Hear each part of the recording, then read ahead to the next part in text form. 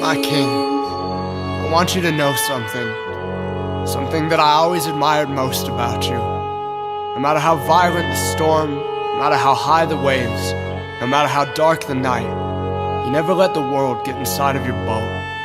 You kept living when everyone else was sinking, and this whole life never got a droplet toward pulling you down to the ocean floor. Admittedly, this last bottle has room enough for the last of my heart because I drank the last of it myself. Hated it, by the way. Seems my father could have picked a vice that tasted better than rubbing alcohol, but hey, he gave me his last flask when he came downstairs to say that he wanted things to have been different, and I believed him. He said he needed to go down with the ship, but he wished that I didn't, and I believed him. Listen, the want to die is no longer a foreign thought in my mind. A lot of people want to, and I could have died without leaving a note behind. A lot of people do.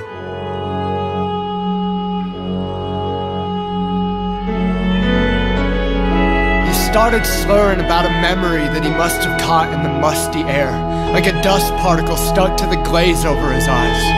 When you were 6 years old, I stood inside of our home at a windowsill, watched you walk back from that boy's house down the street. I was sick, went back to bed before I thought you saw me. When I heard you call out, Daddy, I pretended to be asleep. I just didn't have the energy to get up and keep you from believing in the ghosts that you've seen ever since. He finally fixed his gaze, afraid, and said, Honey, they've been haunting me, but I hope that you don't have to see them any longer. I believe him. If I can give you anything, let it be that I have not bid my farewell from the ocean, but from the moment I waved goodnight after our first victory as body-painted newlyweds in a cul-de-sac colony, looking forward to morning when our parents would let us sail through the quiet neighborhood streets and the dawn would bring us back together again. We were cowboys, or we were Indians, or we were pilgrims. And none of us ever cared that cowboys didn't come here from England. We were just making our pilgrimage toward the sun, searching for freedom and rewriting history for everyone, but mostly us. Maybe I'm still playing our game. I'm just sailing for the new world alone this time. I wish I could come back to tell you what I find, but life has never consulted me before making all of these big decisions.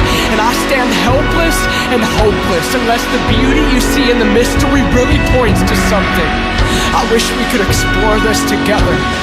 Let me tell you, to die will be an awfully big adventure, but don't get lost, boy. I want to talk to one another about it someday. It's time to say goodbye. Such a definite word, an infinite word, an intimate word, but it needs to be heard so that you don't have to wonder why the bottle stopped coming. You need closure to move on. You can't sink with me. You'll get this after I'm gone.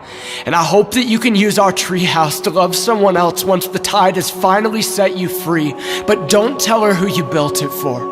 Make her believe that she's the reason you put all those hours into protecting the purity of that place. I think that eventually you'll believe it too. I truly do not know whether time heals all wounds. It sounds like wishful thinking, but I do know that you can't stop living just because someone else has.